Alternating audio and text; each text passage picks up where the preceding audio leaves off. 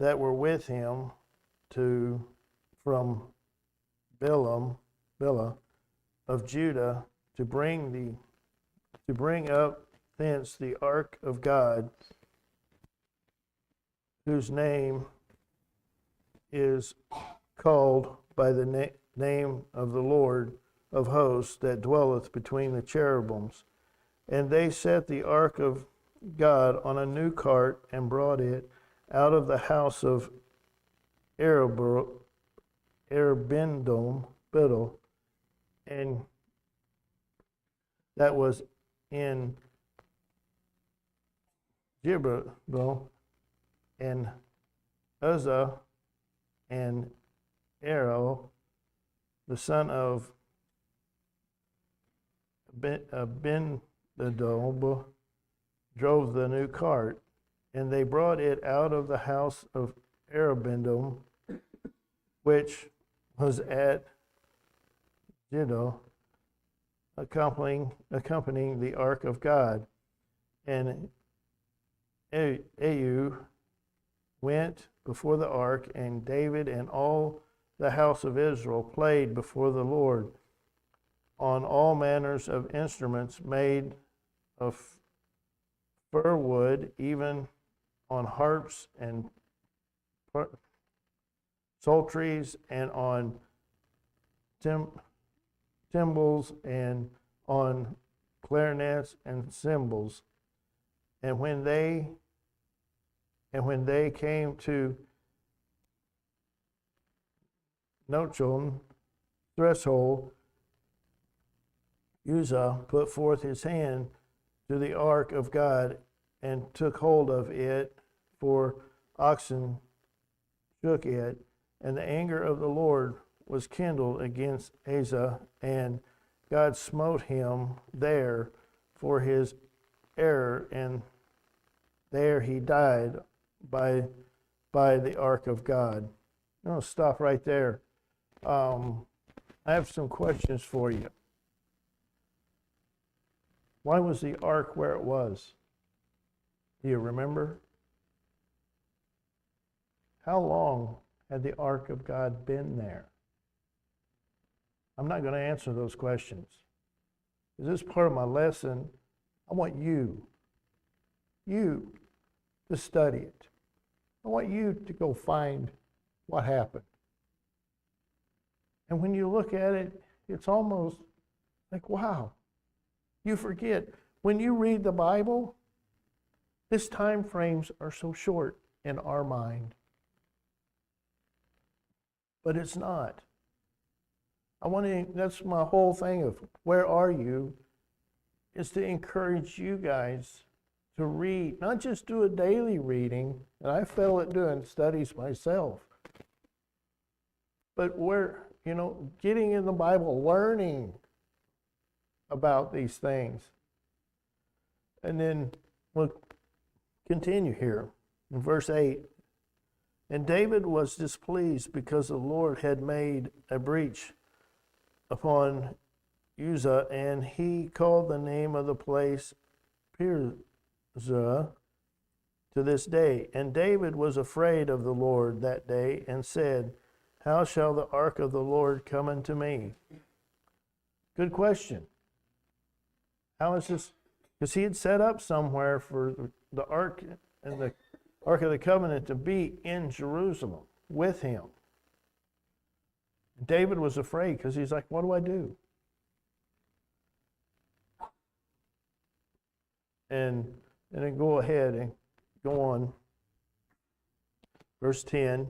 So David would not remove the ark of the Lord unto the city of David, but David carried it aside into the house of Obededom the Gittite, and the ark of the Lord continued in the house of Obediah the Gittite 3 months, and the Lord blessed Obediah and all his house. I want you to, now that I'm trying to get my thoughts here, there's another passage where the ark came to the first stop. I want you to look it up because there's some things that happened with them that didn't happen with here. He has been blessed. They were cursed, and a bunch of people died. Why? I'm not going to tell you because I want you guys to go read it. Because it's interesting to find out what's going on here. But, I'm just trying to encourage you guys to study, to go look these things up, because it is really neat. Because I had to do it, because I knew the story, but I had to get all my details in there. And it's really neat to study these things out. So the Ark of the Covenant is now taken to the house of Obadiah, and it's there for 3 months. Keep your place there, and let's go to 1 Chronicles 13. 1 Chronicles 13.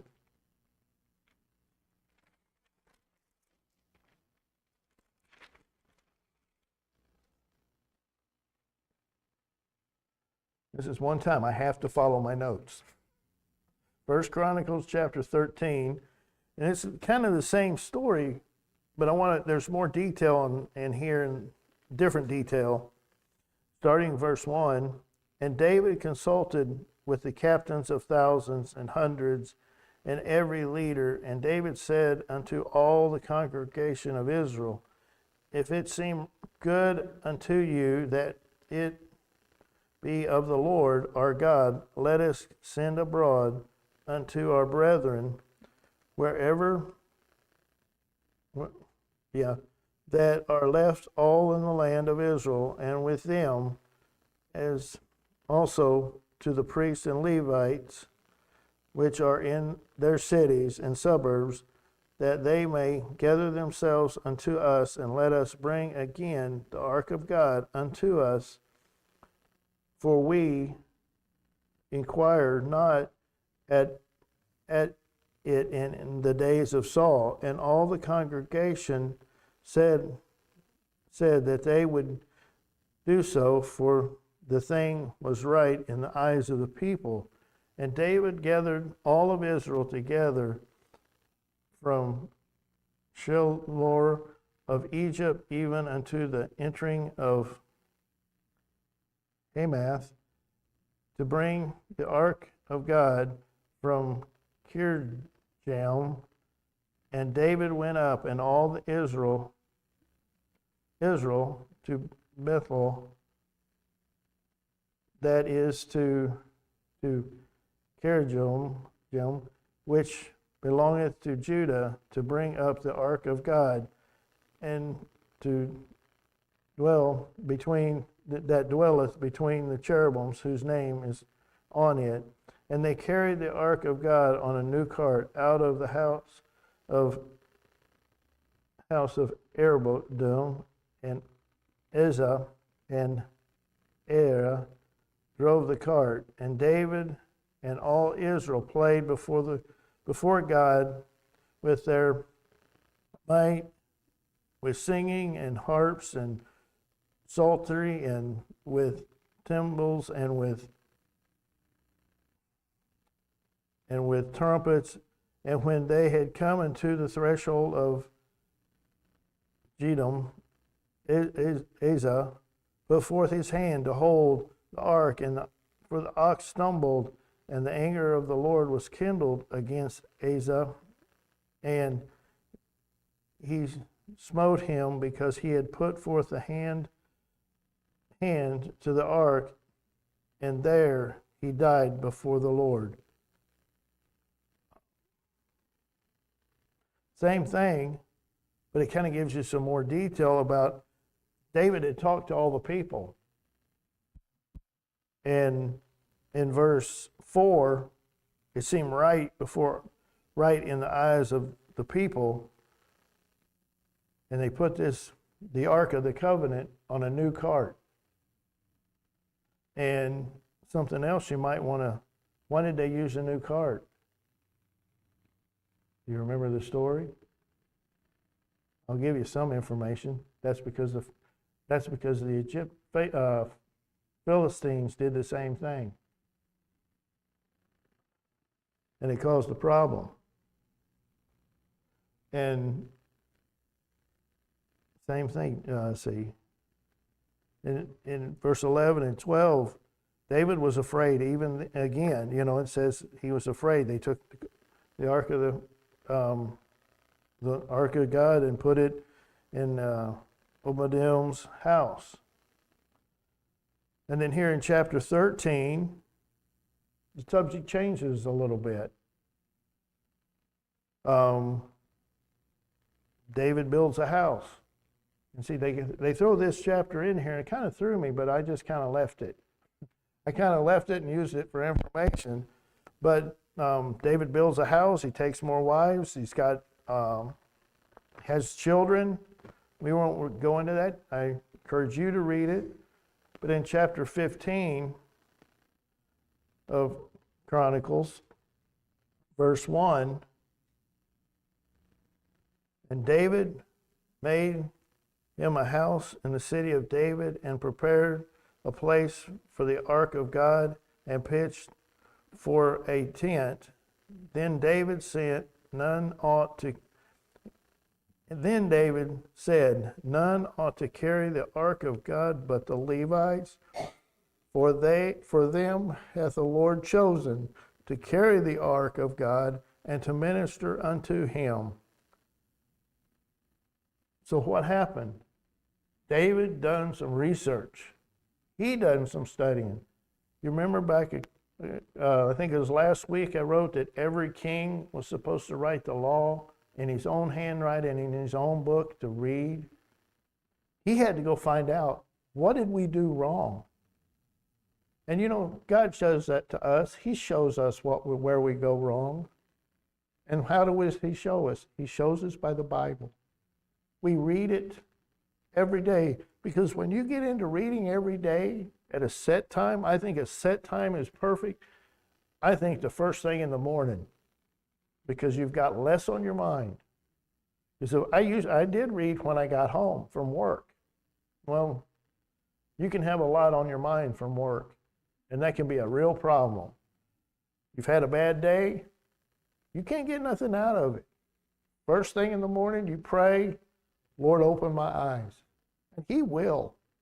I promise you that. And then as you read, you got all day. And, you got nothing to think about. You're like ones that drive to work. You got something to think about. Leave the radio off. It'll get you, especially the news. But you got to know some of the news. But here, David got in the scriptures. He got into the law and what should be done. He found out the Levites are supposed to carry this. That's the only one. And you go on down, you read here the rest of this part of this chapter. David gathers Israel together. He sets singers. He sets people to play. He sets things in order. There's an order to how things are supposed to be done, and he gets it all in order. And then you go on down to verse 26 here, chapter 15. So now they've all went down to the house of Obadiah with joy, because they know they're going to be doing it right. And it came to pass, here in verse 26, and it came to pass when God helped the Levites that bear the ark of the covenant of the Lord, that they offered sacrifice. They offered 7 bullocks and 7 rams. I want to stop right there. Hold your place. And go back to 2 Samuel chapter 6 and verse 13. 2 Samuel 6 and verse 13. And it came, this is the same place, they're gathered here together, and it was so that when they that bear the ark of the Lord had gone 6 paces, they sacrificed oxen and fattened, because they were excited, because God had showed them this is the way it's done. So they offered because they were doing it right. So they offered to the Lord because the Lord was helping them carry the ark. It wasn't on a new cart. It wasn't another cart. It was done the right way. And that's just like in our lives. We need to do things the right way. And you want to know where you are with the Lord, you got to do things the right way. And the more you study, the more you read, the more you put this Bible in your head and in your mind, you push a lot of the world out. And that is, I've seen the more I do that, the better I feel about things. The world doesn't affect me as bad. It still affects me because I live in it. I got to work in it. But the Lord helps me. He helps me, especially with my attitude. You guys don't have to deal with my attitude the way I do. And it gets in my way. And I know it's ruined a lot of witnessing because it's been in my way. And I'm trying to change that and not be like that. But stay right there. Here in 2 Samuel's. In verse 14, and David danced before the Lord with all his might. And David was girded with a linen ephod. I'm going to go ahead and read 15. So David and all the house of Israel brought up the ark of the Lord with shouting and with song and with trumpets. They were excited. They had got close to the Lord because they were bringing the Ark of the Covenant to them. The Ark of the Lord. It has been away for a long time. This is where the Lord sat between those two cherubims. And if you go back over to 2 Chronicles, hold your place there in 2 Samuel's. But 2 Chronicles chapter 16 and verse 1. So David has danced before the Lord. He's excited. When you get close to the Lord, can you hold it in? When the Lord shows you something, can you hold it in? You got to talk about it. You're excited. You got to realize what they're doing. He was excited. He couldn't contain him. I'm not going to say that right. He couldn't contain himself. He was dancing in honor of glory. He honoring God. It wasn't nothing that was bad. He was honoring God in all this. I know it's really neat because I'll be reading something, I'll find something, and it'll encourage me. I go tell Regina, we go have a worship service at home, just the two of us. You know, it's exciting to do that. And I could see David on how he was so excited. The people were excited. And you read how all those singers and all those instruments, they were excited. There was another time that they were excited too about the covenant of the Lord. I want you to go find it. That's when they lost it. They were excited too, but for the wrong reasons. Here they were excited because it was coming to Jerusalem. It was going to where it needed to be, where it was supposed to be. But here they've done all this. And so chapter 16 and verse 1. So they brought the ark of God and set it in the midst of the tent that David had pitched for it, and they offered burnt sacrifices and peace offerings before the Lord.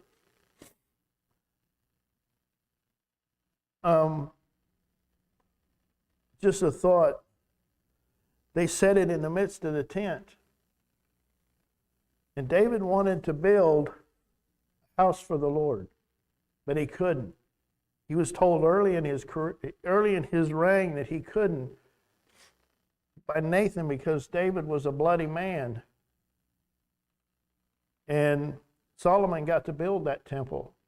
And I thought, as they set this Ark of the Covenant where it was supposed to go in the tent, it had rods in it to hold that they carried them on. But when they took that Ark of the Covenant in and put it in the actual temple that Solomon built, they pulled those rods out because it was to go nowhere. That's where it stayed, in the temple. So I think that was pretty neat, because here it still had them. I don't know how all that was done, because no one's supposed to look on that ark either. The only person that got to see that ark was the high priest, and he only seen it once a year, and he was scared to death because he's sprinkling blood, because he had to be right before he went in there. But now they've set it in place.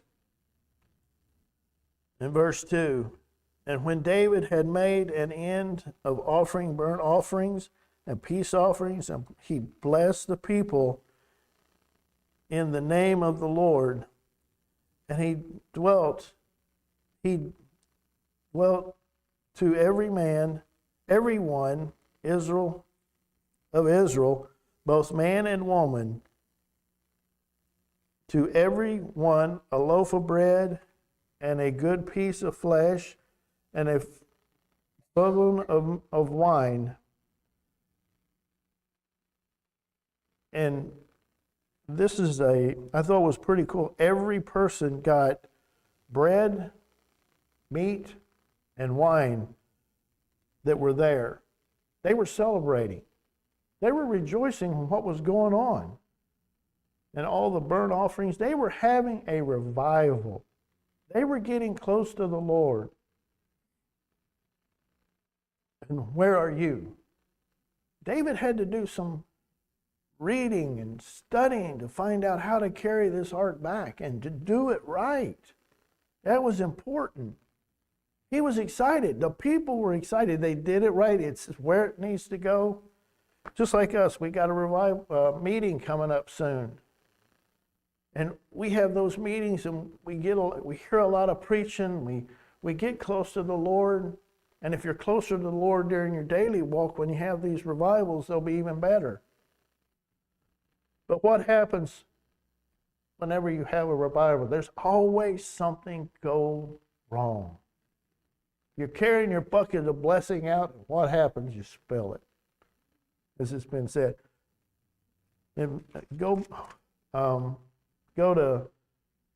back to 2 Samuel. 2 Samuel chapter 6 and verse 16.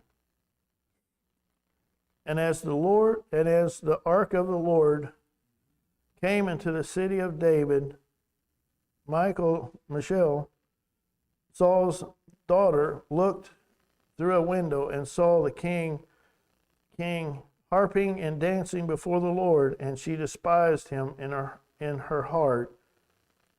And isn't that something? I won't go into it for time, but she talked to him, but she was wrong. And what happened to her?